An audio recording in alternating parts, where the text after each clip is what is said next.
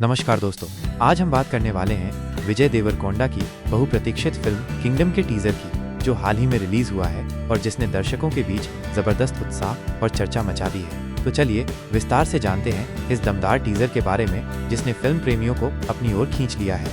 Kingdom, जिसे फिलहाल VD12 के नाम से भी जाना जा रहा है, विजय देवरकोंडा की एक बड़ी और भव्य फिल्म है। इसका निर्देशन प्रसिद्ध फिल्मकार गौतम तिन्नानुरी ने किया है, जो अपनी पिछली फिल्मों जैसे जर्सी में कहानी कहने के अनूठे अंदाज और गहरे भावनात्मक दृश्यों के लिए जाने जाते हैं। जर्सी में उन्होंने क्रिकेट के मैदान पर एक पिता के संघर्ष को जिस बारीकी से दिखाया था, वो दर्शाता है कि तिन्नानुरी इस बार किंगडम में युद्ध और पुनर्जन्म जैसे बड़े विषयों को भी कितनी संवेदनशीलता और भव्यता से प्रस्तुत कर सकते हैं। इस फिल्म में विजय देवरकोंडा के साथ भाग्यश्री बोरसे मुख्य भूमिका में है, जिनकी उपस्थिति फिल्म की कथा में एक नया आयाम जोड़ेगी।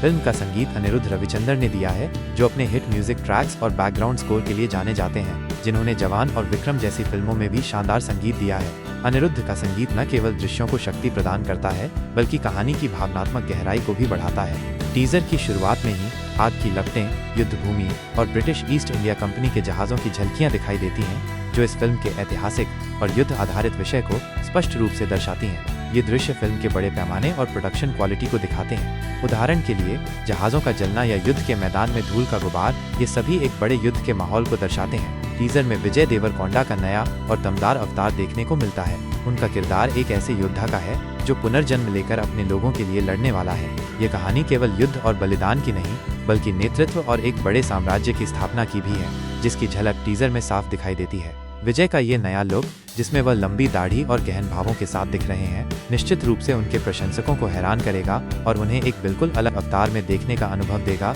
जो उनके पिछले रोमांटिक हीरो वाले इमेज से काफी अलग है। हिंदी वर्जन में टीजर का वॉइस ओवर रणबीर कपूर ने किया है, जो इस टीजर को और भी प्रभावशाली और दमदार बना देता है। उनकी आवाज में एक अलग ही ताकत और गहराई है, जो दर्शकों के दिलों में रोमांच पैदा करती है और कहानी की गंभीरता को बढ़ाती है।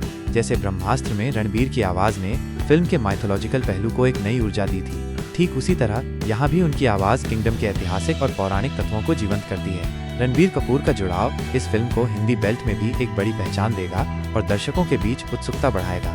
विजुअल्स बहुत ही ग्रैंड और सिनेमाई हैं, जो एक नई क्रांति की आहट जैसा लग रहा है। Cinematography जॉमोन T. जॉन और गिरीश गंगाधरन ने की है, जो पहले भी कई बड़ी फिल्मों में अपनी छाप छोड़ चुके हैं। उदाहरण के लिए जॉमोन टी. जॉन ने चार्ली और एन्नु निन्ते मोइदीन जैसी फिल्मों में अपने दृश्यों से कहानी को एक नया स्तर दिया है। उनका काम टीजर में स्पष्ट रूप से दिखाई देता है, जहां हर फ्रेम एक पेंटिंग की तरह लगता है और दर्शकों को एक विजुअल ट्रीट मिलता है।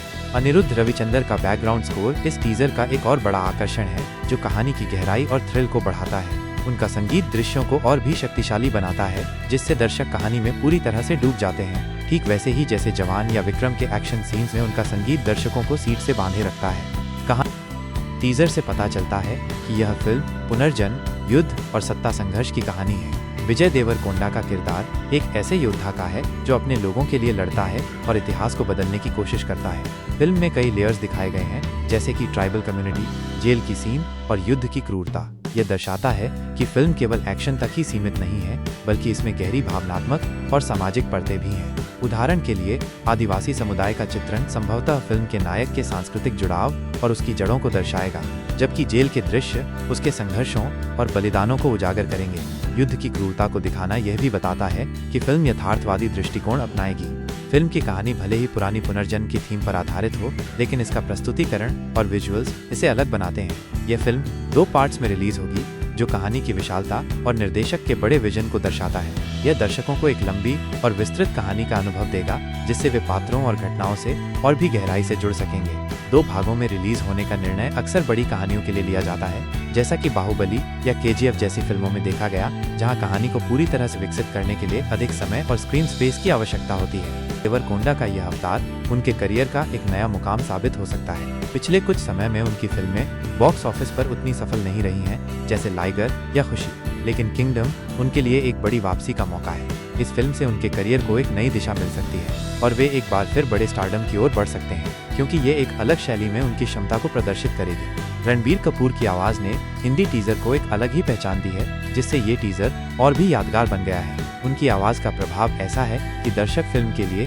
और भी उत्साहित हो जाते हैं। फिल्म की तकनीकी टीम भी बहुत मजबूत है, जिसमें एडिटिंग, प्रोडक्शन डिजाइन और एक्शन कोरियोग्राफी शामिल है। ये सभी पहलू इस फिल्म को एक बड़े स्तर पर ले जाने वाले हैं और ये सुनिश्चित करते हैं कि फिल्म दर्शकों को एक शानदार सिनेमाई अनुभव प्रदान करे। उदाहरण के लिए प्रोडक्शन डिजाइन टीम का काम ब्रिटिश काल और युद्ध के दृश्यों को प्रामाणिक रूप से बनाना है, जबकि एक्शन कोरियोग्राफी टीम ये सुनिश्चित करेगी कि युद्ध के दृश्य भव्य और प्रभावी हों। किंगडम का टीजर एक बड़े पैमाने पर बनी एक्शन ड्रामा फिल्म की झलक देता है जो युद्ध, पुनर्जन्म और नेतृत्व की कहानी कहती है। विजय देवरकोंडा का नया अवतार, रणबीर कपूर का दमदार वॉइस ओवर और अनिरुद्ध का म्यूजिक इसे एक बेहतरीन अनुभव बनाते हैं। यह फिल्म 30 मई 2025 को रिलीज होने वाली है और उम्मीद है कि ये फिल्म विजय के करियर में एक नया अध्याय जोड़ने वाली होगी, साथ ही बॉक्स ऑफिस पर भी धमाल मचाएगी। यह सिर्फ एक फिल्म नहीं बल्कि एक सिनेमाई अनुभव होने का वादा करती है जो दर्शकों को भारतीय इतिहास के एक अनदेखे पहलू में ले जाएगी।